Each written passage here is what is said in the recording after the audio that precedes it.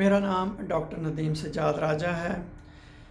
آج میں آپ کو یرکان یا ہیپاٹائٹس کے دوسرے والیوم میں آپ کو hepatitis B virus, hepatitis C virus, hepatitis D virus infection کے بارے میں بتاؤں گا۔ ان انفیکشنز کی وجہ سے بے شمار جو ہیں وہ صحت اور سماجی مسائل پیدا ہوتے ہیں۔ اگر آپ نے میرا چینل ابھی تک سبسکرائب نہیں کیا تو میرا چینل سبسکرائب کریں، بیل آئیکن کے بٹن کو دبائیں تاکہ میری ہر نئی آنے والی معلوماتی ویڈیو جو کہ صحت کے بارے میں ہوتی ہے وہ آپ تک پہنچتی رہے۔ علامات، یرکان کی علامات تو میں نے چیدہ علامات آپ کو پہلے بتا دی تھیں۔ اب میں اس میں آپ کو بتاؤں گا کہ ایکیوٹ انفیکشن اور کرونک انفیکشنز کیا ہوتی ہیں۔ تو ایکیوٹ انفیکشن میں یہ ہوتا ہے کہ جب وائرس جسم کے اندر داخل ہوتا ہے، جا کے جگر میں تقسیم در تقسیم کے عمل میں وہ سوزش پیدا کرتا ہے، یرکان کی علامات ظاہر ہوتی ہیں۔ تو یرکان کی علامات ظاہر ہونے تک اس کو ایکیوٹ انفیکشن کہتے ہیں۔ ہیپاٹائٹس بی میں زیادہ ظاہر ہوتی ہیں، ہیپاٹائٹس سی میں کبھی ظاہر ہوتی ہیں، کبھی ظاہر نہیں ہوتی ہیں۔ اور اگر یہی انفیکشن 6 مہینے سے زیادہ ہو جائے تو اس کو کرونک یا دائمی انفیکشن کہتے ہیں۔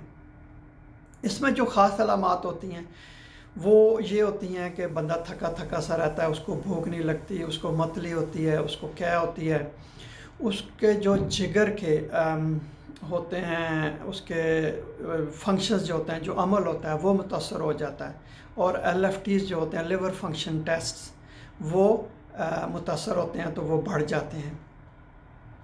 اب میں آپ کو بتاؤں گا ہیپاٹائٹس بی وائرس انفیکشن جو کہ دائمی کن میں ہوتی ہے۔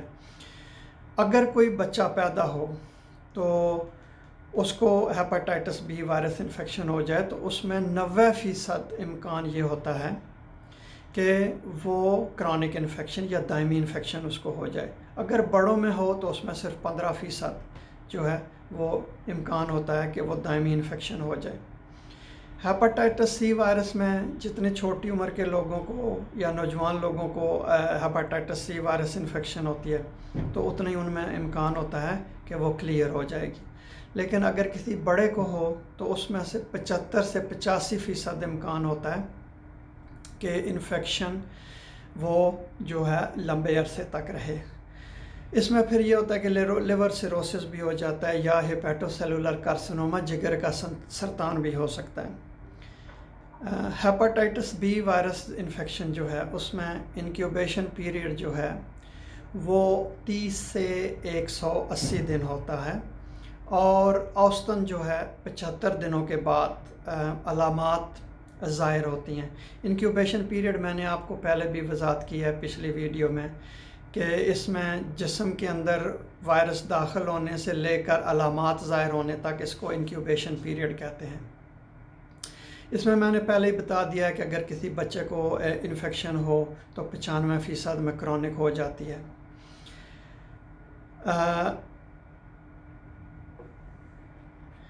ہیپاٹائٹس بی وائرس انفیکشن میں اگر کسی بندے کا علاج نہ کیا جائے تو تقریباً 20% تک بندوں کو سیروسس ہو سکتا ہے، اور ان 20% میں سے پھر 20% لوگوں کو جگر کا سرطان بھی ہو سکتا ہے۔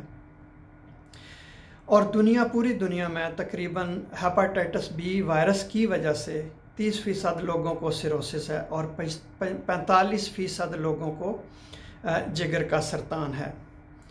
ہیپاٹائٹس سی وائرس انفیکشن میں جو انکیوبیشن پیریڈ ہوتا ہے وہ 15 سے 150 دن تک ہوتا ہے۔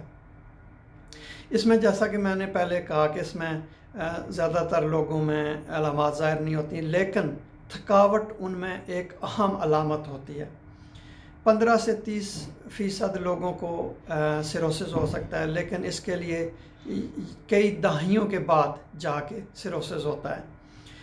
اور ان میں ایک اور میں نے آپ کو بات پہلے بھی بتائی تھی کہ اس میں ان انفیکشنز میں ہیپاٹائٹس بی، ہیپاٹائٹس سی یا ہیپاٹائٹس ڈی انفیکشنز میں جگر فیل بھی ہو سکتا ہے، اور زیادہ امکان یہ ہوتا ہے کہ اگر ہیپاٹائٹس بی انفیکشن ہو، ہیپاٹائٹس بی انفیکشن صرف ان لوگوں میں ہوتی ہے کہ جن کو پہلے سے ہیپاٹائٹس بی وائرس انفیکشن ہوئی ہو، تو اس میں زیادہ امکان ہوتا ہے کہ یہ انفیکشن کرونک انفیکشن ہو سکتی ہے، اور اس میں جو ہے وہ سیروسس ہونے کے زیادہ امکانات ہوتے ہیں۔ اب جو ایک سب سے اہم ذریعہ ہے، ایک سب سے اہم بات ہے کہ یہ انفیکشن پھیلتی کیسے ہے۔ اس انفیکشن کے پھیلنے کے جو اہم جو ہیں وہ جو راستے ہیں، ان میں سے سب سے اہم جو ہے وہ ہے کہ یہ خون یا خون والی چیزوں سے پھیلتی ہے، جس طرح کسی بندے کو بلڈ ٹرانسفیوژن لگے، یا کسی بندے کو کوئی آلودہ سرنج جو ہیپاٹائٹس بی والے انفیکشن والے پیشنٹ کو لگی ہو، یا ہیپاٹائٹس سی والے پیشنٹ کو لگی ہو، اس سے منتقل ہو سکتا ہے۔ اس کے بعد سیکسول ٹرانسمیشن ہوتی ہے، پھر ایک اور ہوتی ہے اس میں ماں سے بچے کو منتقل ہوتی ہے انفیکشن، یا کوئی آرگن ڈونیشن، یعنی کہ کسی بندے نے کوئی گردہ لگوایا ہے، یا اس کا جگر کی پیوند کاری ہوئی ہے، یا کوئی بھی اور پیوند کاری ہوئی ہے، تو اس طریقے سے بھی جو ہے یہ انفیکشنز پھیلتی ہیں۔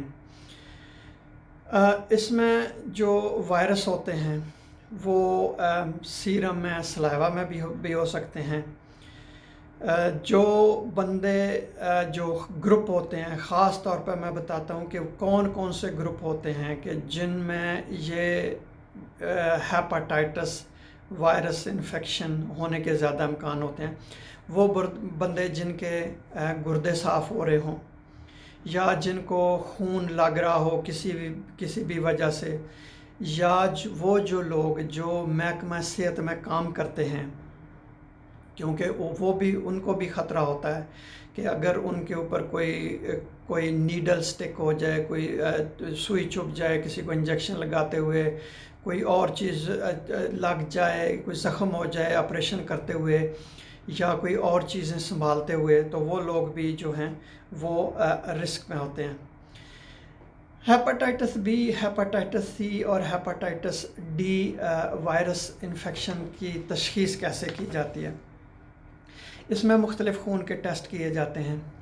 ان میں دیکھا جاتا ہے کہ جو جگر کے جو ٹیسٹ ہیں وہ متاثر تو نہیں ہوئے، کیونکہ ویسے تو جب ڈاکٹر کرتا ہے، مریض کا معائنہ کرتا ہے، تو اس کو پتہ چل جاتا ہے کہ اس کی آنکھیں پیلی ہیں، وہ بتاتا ہے کہ اس کا پیشاب بھی پیلا ہے، وہ اور بھی علامات کے بخار ہے، تھکا ہوا ہے، بھوک نہیں لگ رہی ہے، اس طرح کے علامات بتاتا ہے۔ اس کے علاوہ خاص ٹیسٹ ہوتے ہیں، خون کے ٹیسٹوں کے علاوہ خاص ٹیسٹ ہوتے ہیں جو ہیپاٹائٹس بی، سی اور ہیپاٹائٹس ڈی وائرس انفیکشن کے بارے میں کو چیک کرنے کے لیے کیے جاتے ہیں۔ وہ جب آپ ڈاکٹر کے پاس جاتے ہیں تو وہ آپ کا خون لے کے ٹیسٹ کرتا ہے، پھر وہ دیکھتا ہے کہ یہ ایکیوٹ انفیکشن ہے یا کرونک انفیکشن ہے۔ اسی کے مطابق، کیونکہ یہ ساری میں آپ کو نہیں بتاؤں گا کہ اس میں کیا کیا چیک کرتے ہیں، کہ اس میں hepatitis B surface antigen check کرتے ہیں، کیونکہ یہ ساری آپ یہ کہیں کہ ٹیکنیکل ٹرمز ہیں۔ اگر آپ نے اس کے بارے میں مزید جاننا ہے تو آپ کومنٹس کے سیکشن میں سوال لکھیں، میں آپ کو بتاؤں گا۔ پھر جب تشخیص کے بعد اس کا ڈاکٹر جو ہے وہ تجویز کرتا ہے کہ اس کا علاج کیا ہے۔ علاج میں سب سے پہلے تو جو علامات ہوتی ہیں ان کے مطابق علاج کیا جاتا ہے، پھر اس کے بعد اس انفیکشن کا خاص طور پہ علاج کیا جاتا ہے۔ تو اس علاج کا بنیادی مقصد یہ ہوتا ہے کہ جو وائرس اس کا تقسیم در تقسیم کا عمل ہو رہا ہے، اس کے تقسیم در تقسیم کے عمل کو روکا جائے، اور اس کے بعد جو علامات ہیں تاکہ ان میں بہتری آئے اور بندہ بہتر محسوس کرنا شروع کرے، اور اس کے علاوہ جو اس کی پیچیدگیاں ہیں ان کو روکا جا سکے اور کم کیا جا سکے۔ اگر کسی کو جگر کا سرطان ہو جاتا ہے تو اس کا بھی علاج ہے، اس کے مختلف علاج ہیں، اس کا علاج دوائیوں سے بھی کیا جاتا ہے، اس کا علاج سرجری سے بھی کیا جاتا ہے۔ اس سے بچاؤ، وائرل ہیپاٹائٹس سے بچاؤ بہت ضروری ہے۔ ہیپاٹائٹس بی وائرس کی ویکسین ہے، آج کل تو وہ جو بچوں کے میں بھی شروع ہے ان کو لگاتے ہیں، لیکن جو بندے جنہوں نے ابھی تک ویکسین نہیں لگوائی، جن کو ہیپاٹائٹس بی وائرس انفیکشن ہو سکتی ہے، ان کو یہ ویکسین اپنی پہلی فرصت میں لگوائی جائے تاکہ اس بیماری سے اور اس کی پیچیدگیوں سے بچا جا سکے۔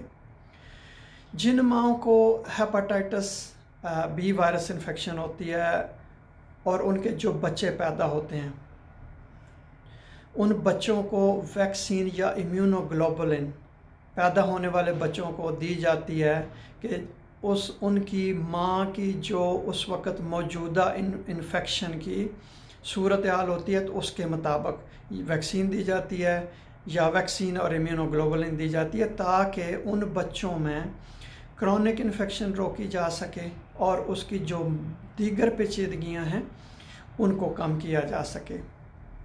ہیپاٹائٹس سی وائرس کی تو ابھی تک کوئی ویکسین دریافت نہیں ہوئی ہے۔ اس کے علاوہ جب آپ ٹیکہ لگوا رہے ہیں تو آپ نئی سرنج کے لیے اصرار کریں۔ اگر آپ جا رہے ہیں باربر شاپ پہ گئے ہیں تو وہاں ان کو کہیں کہ وہ نیا بلیڈ استعمال کریں۔ ان ساری باتوں سے ان باتوں پہ عمل کر کے آپ نے اس ہیپاٹائٹس بی سی وائرس سے بچنا ہے، اور ہیپاٹائٹس ڈی وائرس انہی کو ہوتا ہے کہ جن کو پہلے سے ہیپاٹائٹس بی وائرس ہوا ہو۔ بہت شکریہ یہ ویڈیو دیکھنے کا۔ اگر کوئی سوال ہے تو آپ کمنٹس کے سیکشن میں لکھیں، میں اس کا جواب دوں گا۔ بہت شکریہ۔